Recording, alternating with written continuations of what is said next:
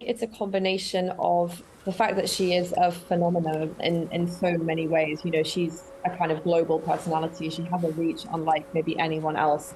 And I think we need to look more closely at that. And I think in terms of her literariness, there's something about the way in which she kind of name checks other artists, other songs, other literary works. Her work is very what we call intertextual. It's like part of a bigger web of discourse and discussion. And I think that makes her really interesting to study from a literary point of view. Yes, because she has references that also reference literature.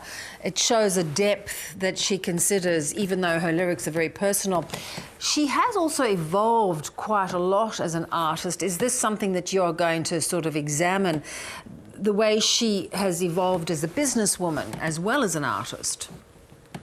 Yeah, absolutely. So this is something that we're going to look at in one of the seminars. It's a seminar that I've titled Call It What You Want, The Death of the Author, Intertextuality and Narrative Control. And we're going to be talking about and looking at how Swift has sort of very carefully crafted a persona over the years. And this persona changes, you know, almost chameleon-like with every album. She reinvents herself, her aesthetic, her sound. And there is a really interesting maturation process going on there that I think reaches the heights in Folklore and Evermore from 2020. So we'll definitely be looking at this progression and how that relates to Swift's own self-fashioning, which is also something that historically authors have been engaged with for centuries. Yeah. As she has developed as an artist, she's also found a political voice that she feared quite a lot before. How much of a political influence, though, does she really have? I think her influence can't be underestimated. I mean, not just in politics, but the way her fans get involved in sort of any cause that she champions. I mean, we've just seen voter registration skyrocket amongst the younger generation every time, well, recently and in 2018, every time that she implores that generation or anyone to vote. So, yeah, I think she's got a huge political potential. I mean, she doesn't tell her followers how to vote, but even, you know, it's not rocket science to see that she's kind of aligned with a sort of left-wing kind of Democrat cause. I think at one point it's been termed the Swift lift, that uptick in young voters. So yeah, I think the impact could be huge potentially. Yeah. We're having a symposium in Australia examining quite a few of these issues as well, but also the issues of the Swifties, this extraordinary sort of legion of people that follow her. I presume you're among her. I mean, what is different about her followers? What do you think makes this group different? I think, well, one of my theories about Swifties is that I think it's this kind of, I mean, we've seen this level, I think, of sort of fan obsession before, perhaps if we think about the Beatles and Beatlemania, but I think that the internet and social media have enabled the sort of Swiftie phenomenon to take off in recent years in a way that we just haven't seen before. And I think it's what really defines them is that intense and at times obsessive loyalty to Swift. I mean, you know, the idea that their idol can do no wrong. I think that's really interesting, that they will rally behind her for any cause, whether it's a cause they know something about or not. So I think that's quite fascinating. It's this sort of this very intense loyalty that I think is characteristic of Swift. And maybe that's because of the way she really put a lot of work into cultivating her fan base early in her career. Yes, and some would say it goes beyond cultivation to almost manipulation that has turned into a very successful economic model for her.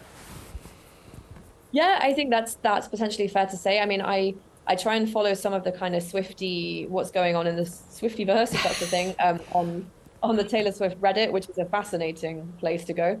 And I have noticed actually recently there are some Swifties who are there's a bit of a backlash against this really intense commercialization that we're seeing, particularly with the re-release of 1989 at the end of October, Taylor's version.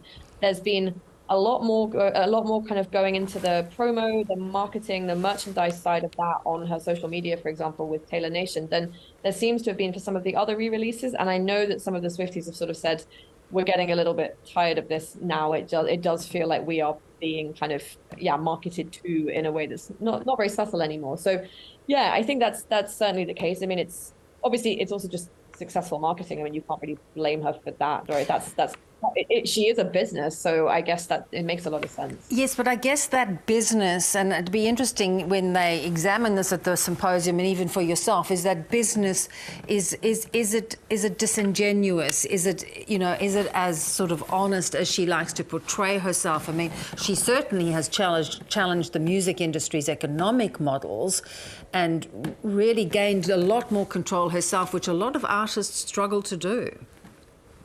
Yeah, absolutely. I think it's hard to say. I mean, I think she will always be a divisive figure, and I think there's certainly, there are certainly aspects of the business model that one could criticize. But at the same time, I think it's undeniable that a lot of the moves she's made, particularly within the music industry, are very positive. You know, the idea of reclaiming her albums, reclaiming her music, which I also had, I think, quite a feminist slant to it. So I think, yeah, I still think that she is quite a positive sort of, certainly feminist role model, but I'm the first person who will admit that we should be thinking critically about the phenomenon that is Taylor Swift, because that's what I'm teaching my students to do as well. Yeah, indeed. And if there was ever any proof, it was just this week with her latest romantic interest, which is the NFL star. She was at the game in almost a very choreographed way, and then the two of them were filmed. Travis Kelce, he's a big NFL star. Sales of his jersey went up 400% since the spectacle. So there's the power, and maybe double the power with the two of them as a romantic item.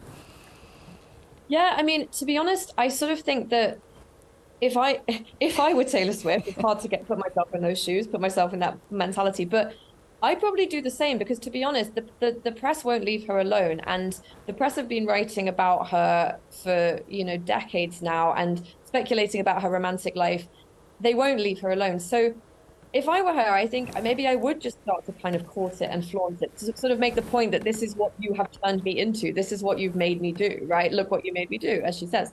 So yeah, I kind of think that I kind of respect her for that in a way, because what other options does she have? She can't go anywhere now, so she may as well, make a spectacle out of it. Yeah, indeed, and then the tools are ka-chinging as it continues, and you do hope that she does find some form of happiness in her personal life as well. Well, how excited are your students going to be? They're pretty excited. I mean, I have some students who are not Swifties and who are very honest about not being Swifties, and that's great. I'm actually really glad the course is open to everyone. But yeah, they seem pretty excited. I mean, it's really, I know a lot of them are really pleased to finally have a sort of space in which to discuss some of the kind of literary aspects that they've been thinking about. But generally, I think Swifties are a pretty good bunch, and I'm happy to have them in my class. Yeah, exactly. And as you say, there are lots of other issues at play. Great to have you on. Good luck with the course. Thank you so much.